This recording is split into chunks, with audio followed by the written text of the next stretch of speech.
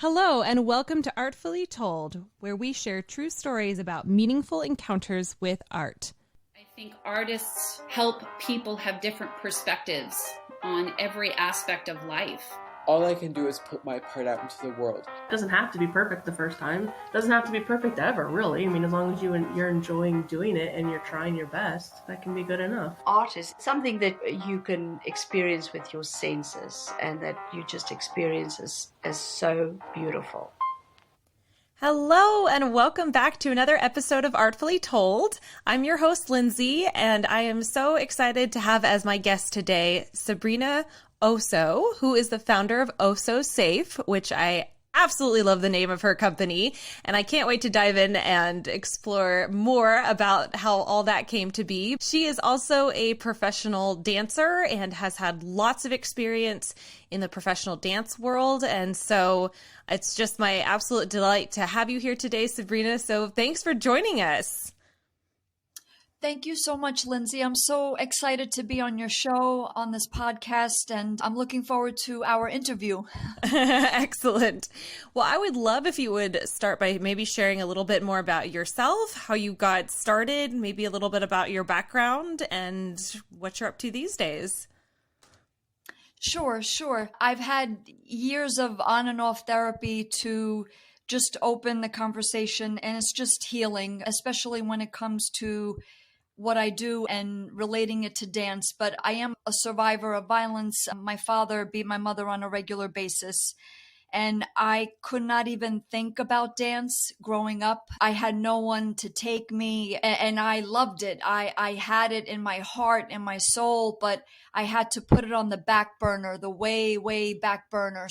But I always had it in me. And it wasn't until I moved out, actually, that I kind of caught up on my life, if you will. And I moved out. I graduated from college. I did what I was supposed to do, quote unquote, but I found it very unsatisfactory. I have a computer science degree, and I did the corporate thing. And then my therapist said, you need to read a book, and that book is called Do What You Love, The Money Will Follow. And when I read that book, I said, I love to dance. I'm a dancer. I have to get myself into class. So that's what I did. I totally immersed and submerged myself in the dance world. In New York City, I was shuffling between Alvin Ailey steps and Broadway Dance Center, taking 12 classes a week, auditioning heavily. And then the gigs started happening. I was starting to get gigs, and it was very exciting. A lot of rejection.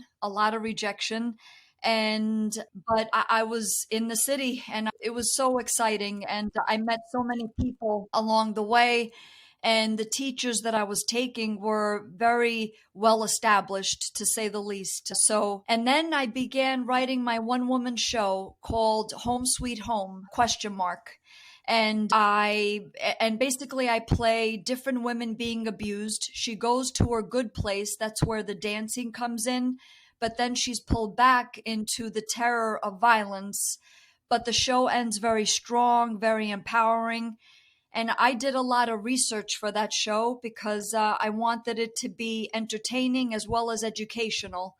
And I could not believe the statistics that I was finding about violence, abuse. And I said to myself, I have to make this into a business. I have to make this into a bona fide business with paid services and products that will really help people, whether you're going through violence or not. So Osso Safe was born from really my one-woman show. And I did my one-woman show. I was teaching dance, actually, also. I taught dance for 10 years, from pre-K all the way up to high school through adult level. Ballet, jazz, tap, theater, Latin, lyrical, hip hop, and I performed the show with my dance students. I had one or two dance studio owners that allowed me to do that, which I'm very grateful for. That's a synopsis of the birth of Osso Safe and my dance background, how I started. And I bring dance into schools whenever I do my workshops at universities, schools.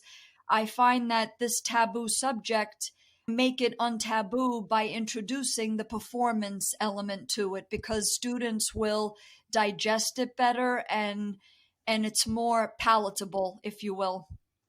Yeah, absolutely. That makes complete sense to me. I think that one of the things that I value the most about arts is the fact that it opens conversations that might otherwise either not take place or be extremely uncomfortable to bring up. But when you introduce it through the arts, it has a much more natural conversation that can follow after that. I really like that. I think that's great. What you're doing is so fantastic and it's so needed. And I really appreciate the fact that you're using something that obviously was extraordinarily difficult, I mean, to put it mildly, in your own life, and then taking that and transforming it into something just so needed and helpful. So thank you for doing that. That's huge. And I'm very grateful that you do that.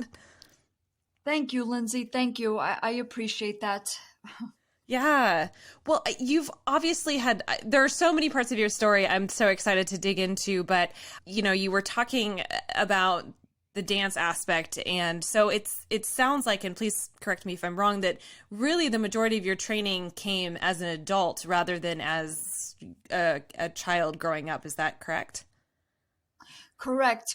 Yes, I wish I was one of those people that started at 5 years old, 3 years old even, or 10 years old. And I just was not one of those people. Like I said, I had to put it on the back burner and really, it was very painful. I couldn't even think about it. It wasn't allowed in my household. And then when I started training, I started taking classes, I was so free, and I was also heavily clubbing in the city, to say the least. So because my favorite music to dance to was techno, house, tribal.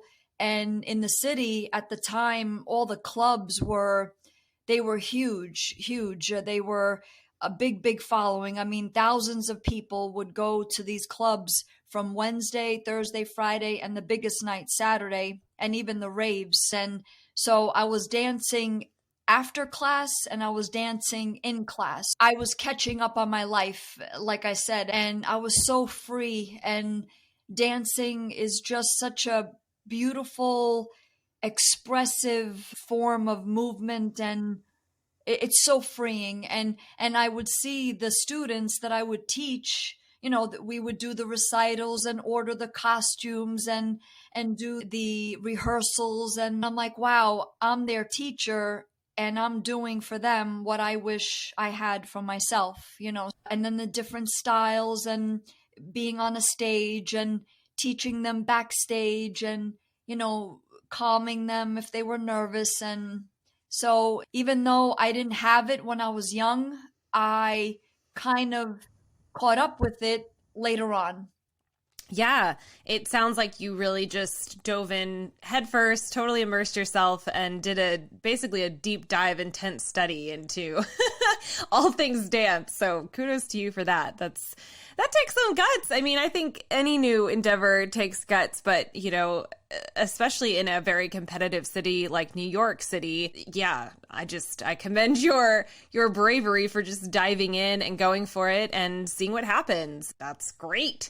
And then I'm curious, you said that you started auditioning and started getting some, really cool opportunities. What is your most memorable gig that you did? I mean, I would have to say I did matinee theater. I did a small tour with a Latin pop artist, similar to, not nearly as big as Ricky Martin, but he kind of really emulated him. And so he did the same style, Latin, mixing Latin with English in his songs and the Latin choreography. I performed in Lamb's Theater in New York City, and I was told, or we were told, I should say, Mark Twain performed there. He did readings there, as well as a few other famous people performed there. And so that was very memorable. It was a Greek play called Epimenides. And I think I did if not all of the choreography, most of the choreography for the show. And, when you know that famous people have been at that theater, it kind of just it's extra inspiration, like you were on stage with these people that had a lot of influence, in the world, performing, acting, singing, dancing. So that's one of my memorable performances. And I have to say, I performed the most with my show, Home Sweet Home, because when I performed it, I was asked, oh, wow, that was so great. And I've had to do that like around different venues where I would pull different styles depending upon what the person wanted. I would say, sure, I have that. I have a musical theater piece, or I have a flamenco piece. And I did a Latin piece as well, partnering with my partner. And that was the music that I chose. And very salsa, very mambo music as far as the theme. And just all the auditioning that I did, Lindsey, I mean, holy cow, no exaggeration. I think I went on at least 750 auditions. I'm not even exaggerating. It was between 750 and 1,000 auditions, and that includes sending out the headshots, sometimes having to do just appearing and being cut, like just because you're not the right types, quote unquote. And that just really thickens your skin like nothing else, especially in New York City. I mean, I was everywhere. I was everywhere. The 5 boroughs. I think I went as far as Connecticut, definitely Brooklyn, Queens, the Bronx, Manhattan, certainly. And being on all those stages just to audition, I mean, holy cow. It was grueling. I mean, all sorts of weather, waiting outside, to just have a chance to be seen, to be heard, to perform, improv. I think I even tried out for SNL at the time. Hundreds and hundreds of people lined up outside, and you had to do skits on the spot, or some kind of monologue according to the theme that it was, and or the theme that they asked for. And so, like I said, I totally submerged and immersed myself in that world. But yeah, I hope I answered your question. Yeah, no, for sure. Lots of memorable things, of course, as I'm sure any artist would agree with. And so I'm curious, so to write your one-woman show, of course, I would imagine that was kind of probably a really difficult challenge in some ways, because not only are you writing something that's really meaningful to you and important to you, but it's something that happened to you. So how was that writing process? Was it difficult? Was it liberating? What was it like? Yes, good word. Liberating and healing, I would say.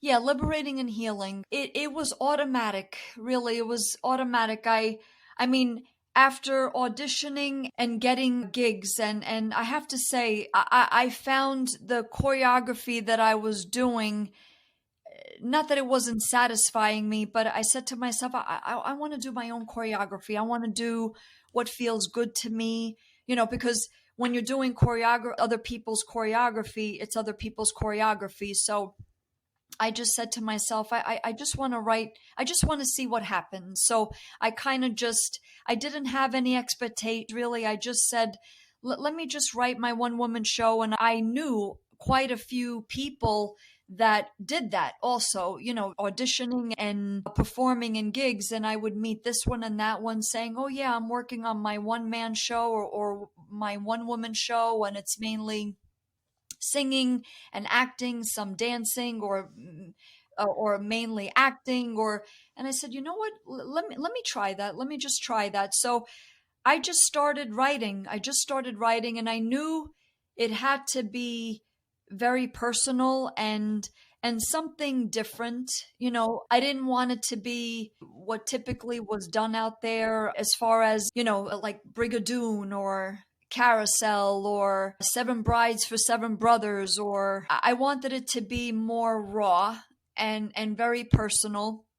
So I just started writing, and it came naturally, actually. Once I started writing one scene, and doing the choreography, which I enjoyed a lot. And acting comes naturally to me when it's my own stuff, if you will. Like I said, I play different women being abused. So that came, I scripted it all. I knew what I wanted what I wanted the ending to be. I wanted it to be strong and empowering, and to actually say that we have to do things differently, and to show that this steals your life, that the abuse and violence steals your life. And I think I was effective in doing that in the show.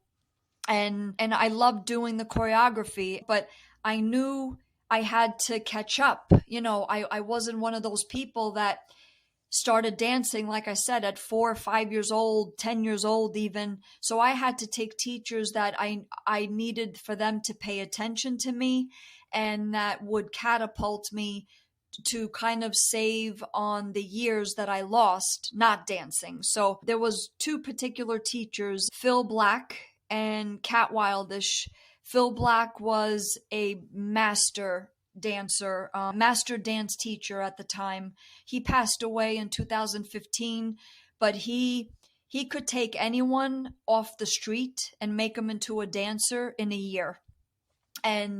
But he expected not 100%. He expected 1,000% in class, and he was great. He taught you really got your money's worth in class with him, because he taught lyrical jazz, theater jazz, Latin jazz, swing jazz.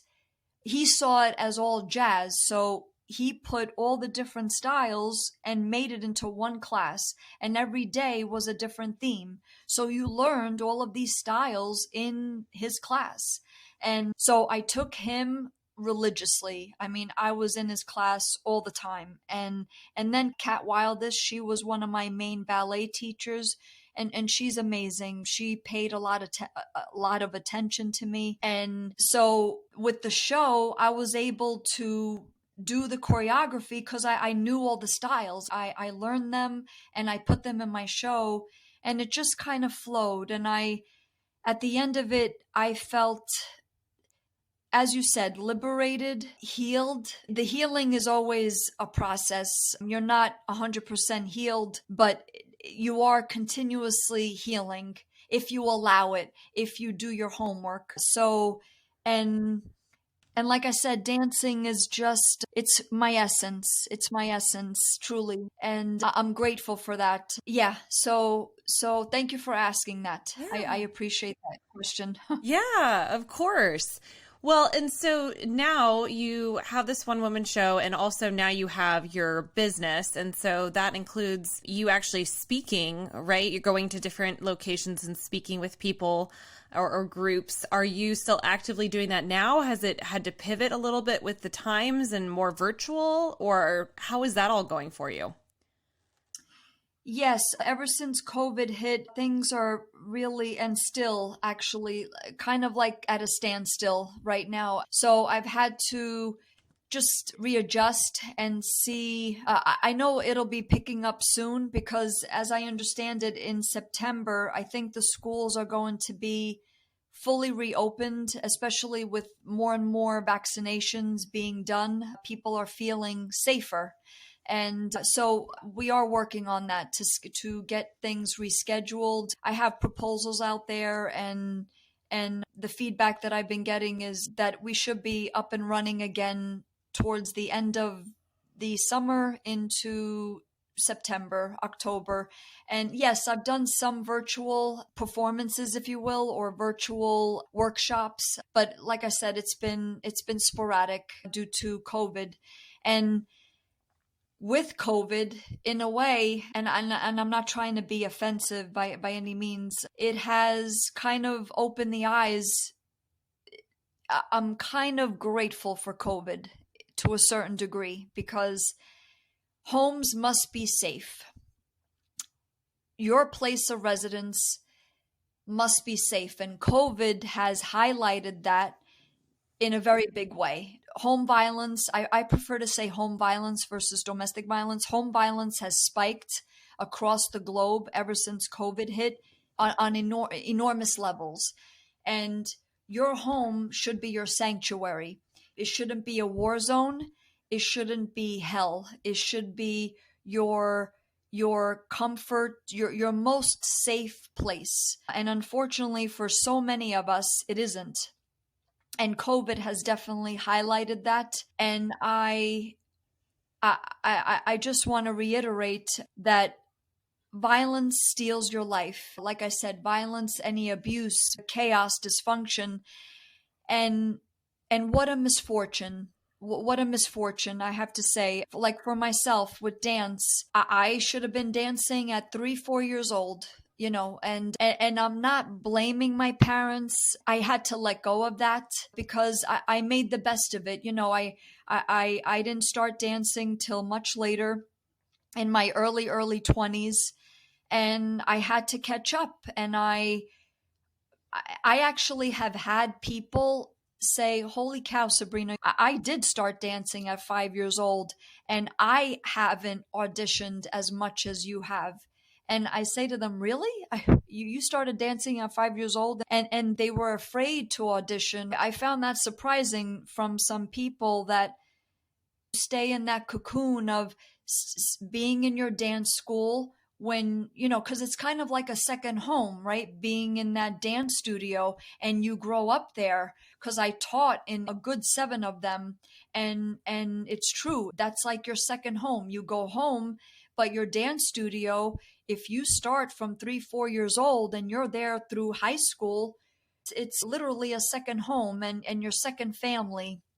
And I guess for some, it's your true family, because if home is not a good place, it's your getaway. We try to, as far as the education and what we teach in our workshops, is to be preventative. And whatever we teach on to a high school student, obviously we're not going to teach the same things or the same way to a student in the 6th grade or 5th grade. It's modified, but the message is there. We teach on warning signs, what constitutes abuse, to give students tools to practice safety, that when they are of dating age, you do not do what mom and dad are doing. You do different if you are in a abusive environment. We're very positive though, and that's where we bring dance and acting and encouraging the performance aspect of it. So all of these components come into play. It's kind of like what I did with my show, I do in my workshops, to make it entertaining, empowering, and educational at schools and universities. Perfect. And for any of our listeners who might want to connect with you and even book a workshop or something like that, is there a way for them to do that? Yes, absolutely. My website is ossosafe.com. That's OSSO and then the word safe, SAFE.com. My direct email is sabrina@ossosafe.com. I am on all the major social media platforms, Facebook, LinkedIn, Twitter, Alignable, Instagram. I did do a TEDx talk, and that is broadcast on the internet. It's under Sabrina Osso. So that's also on the website. But yeah, those are the major components of how to contact us. Perfect.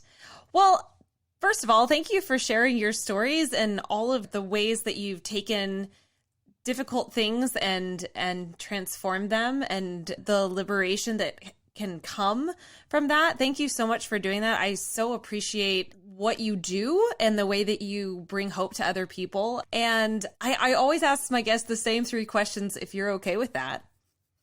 Sure, absolutely. Yeah. So first of all, how do you personally define art, or what is art to you? Freedom. And freedom is a two-way street. I'm free and you're free. So that should be without harm, without anything negative. It is freedom of expression, just freedom. Perfect. I love it. Okay. And what do you think is the most important role of an artist? It goes back to freedom, to liberate. I like that word that you used during our interview, to liberate all emotions, whether it be happiness, sadness, anger. It could be, sadness, happiness, joy, liberation of all emotions. Because once you release it, then you can get to the next level. So, liberation, I would say. Yeah, perfect. And then my final question, and I'll define my terms a little bit, but do you think that art should be inclusive or exclusive? And by that, I mean inclusive, referring to an artist who puts their work out into the world and provides some context behind that, whether it's a title or program notes or the inspiration, versus exclusive, referring to an artist who puts their work out there but doesn't provide context behind it. So it's left entirely up to the viewer to determine what they will. Good question, Lindsey.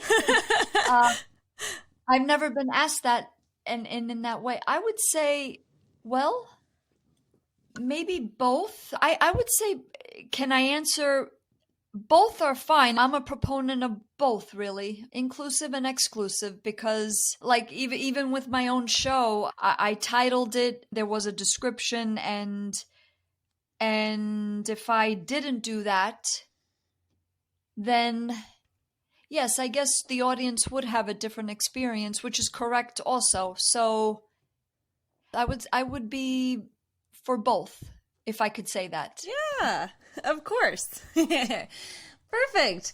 Well, thank you again so much for joining me this morning, Sabrina. I really appreciate it. And I just commend you for the work you're doing. I think it's incredibly important and inspiring. And I would highly encourage our listeners to check out her website and social media and follow what she's doing. And watch that TEDx talk, which is super cool as well. And definitely support what she's doing, because it's important and valuable, and I appreciate it. So thanks again, Sabrina.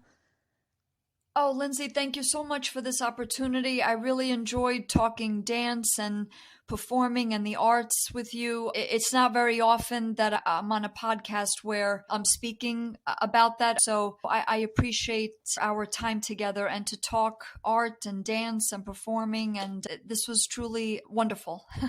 Oh, good. Yeah. Well, yes. Thank you again so much. And thank you to everyone who has listened to this episode. And if you're feeling as inspired as I am right now, I would love if you would share this with a friend or two, and we will catch you next time. If you have a story to share with us, we would love that so much. And I hope your day has been artfully told.